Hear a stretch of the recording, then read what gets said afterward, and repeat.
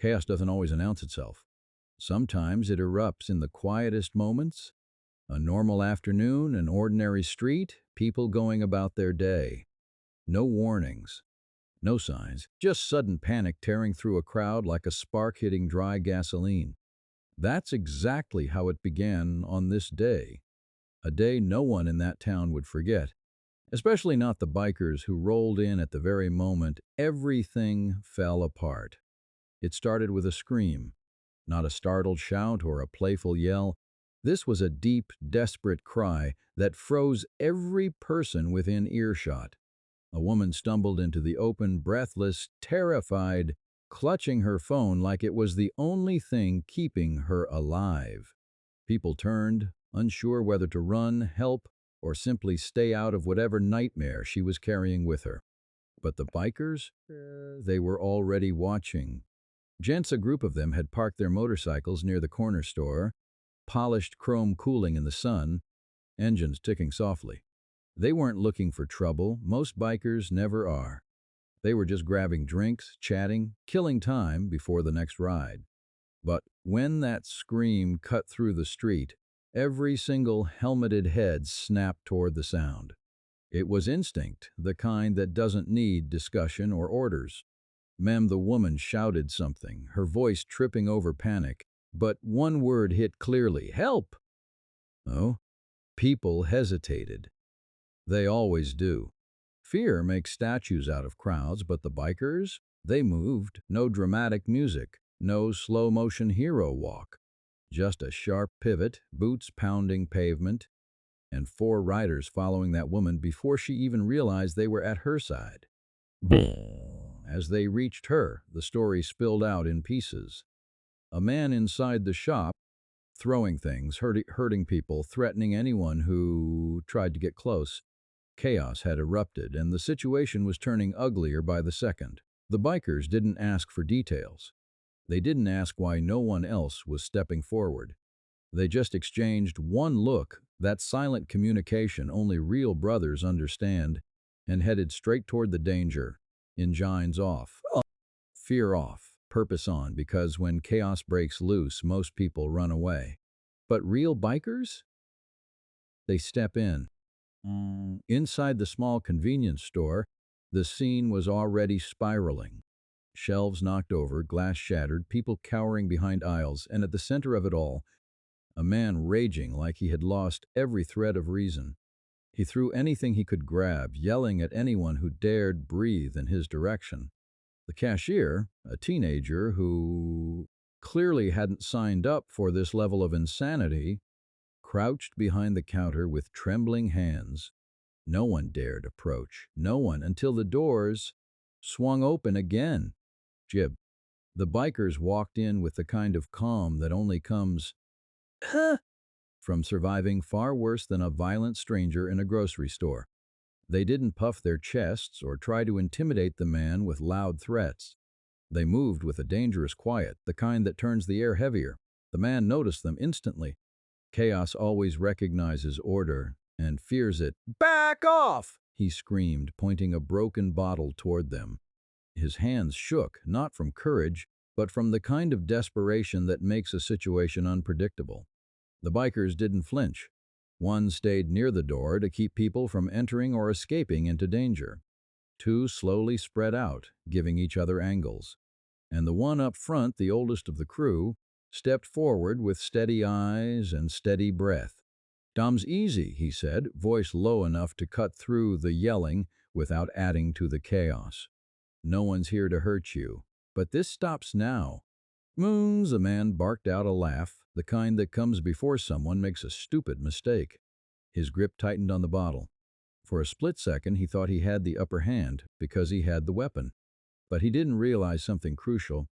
Bikers don't measure danger by what's in a man's hand. They measure it by what's in his eyes. And this man had fear, panic, weakness disguised as fury. The bikers saw it instantly. Man, he took one step toward them, swinging wildly, and that was the final bad decision he would make that day. Tamblett, the lead biker, moved faster than anyone expected, sidestepping the swing and grabbing the man's wrist with precision born from experience. Another biker caught his shoulder, pinning him before he could react. It wasn't flashy. It wasn't brutal. It was controlled strength, the kind that keeps chaos from hurting anyone else. When, within seconds, the man was disarmed, restrained, and no longer a threat. The storm inside the store broke apart, leaving only exhausted silence behind. As the man's anger collapsed into defeated breaths, the store finally exhaled with him. People peeked out from behind shelves, their fear slowly giving way to disbelief. It wasn't every day you saw chaos stop so cleanly, so efficiently, and without a single innocent person getting hurt. The teenager behind the counter stood up, eyes wide, trying to process how the storm had just ended in seconds. The lead biker kept a firm grip on the man's arm but spoke calmly, almost gently. Take a breath. No one's touching you unless you decide to start swinging again. His voice held no hate, no judgment, just a steady authority that even the most unstable person recognizes. For the first time, the man's furious eyes softened, confused by the unexpected control and lack of aggression. While holding the man steady, one of the bikers glanced back at the frightened cashier. "You all right, kid?" The teen nodded shakily, but his eyes watered at the sudden relief. Chaos does more than break shelves, it breaks a sense of safety. And seeing strangers step in when no one else dared, it leaves a mark. A woman who first screamed for help stepped through the doorway, still trembling. She looked at the bikers with a mixture of gratitude and awe. He was threatening everyone. No one knew what to do. Her voice cracked, guilt lingering in her tone as if she had abandoned the people trapped inside. One of the bikers shook his head gently. "You did exactly what you should have. You got help." Being outside, the sound of sirens began to echo in the distance. Someone had finally called the police, and now that the danger was under control, the street that once stood frozen started to wake up again. People emerged from nearby shops, whispering about the bikers who walked straight into the fire. But the bikers didn't bask in any attention. They weren't interested in praise or admiration. With the man safely handed over to arriving officers and witnesses, already explaining what had happened, the crew exchanged a subtle nod, the kind that carried a simple message, "Job done." Men, as they stepped out of the store, the crowd parted for them instinctively. It wasn't fear, it was respect. Raw, honest respect for men who didn't need badges or cameras or applause to do the right thing. Meant the engines waited quietly for their riders, chrome reflecting the afternoon light, like nothing had happened. But everyone there knew better. Chaos had erupted, and the bikers had answered. As the officers secured the scene and began gathering statements, the bikers stood off to the side. Not interfering, not boasting, just quietly making sure everything was truly safe before leaving. That's the thing about real bikers. They're not looking for trouble, but they won't walk away from it when innocent people are caught in the middle. Their presence alone brought a calmness the street desperately needed. Even the police, who had arrived expecting a fully out-of-control incident, paused when they realized the toughest part of the situation had already been handled. The lead officer approached the crew, his expression shifting from caution to appreciation. "You guys stepped in before anyone got seriously hurt. We'll take it from here." The bikers nodded, accepting the acknowledgement without needing to reply. They weren't the kind to brag about something they believed anyone with a backbone should have done. Umdian onlookers slowly gathered around, offering murmured thanks, some even clapping softly in admiration. But the bikers didn't soak in the praise. They turned their focus back to the woman who had first cried out for help. She approached them with tears still clinging to the corners of her eyes. "I don't know what would have happened if you hadn't come," she said, her voice barely above a whisper. "Thank you." "Really," the oldest biker responded with a comforting half-smile. "You did the brave part. You asked for help. We just showed up." His words were simple, but they carried a weight that stayed with her long after.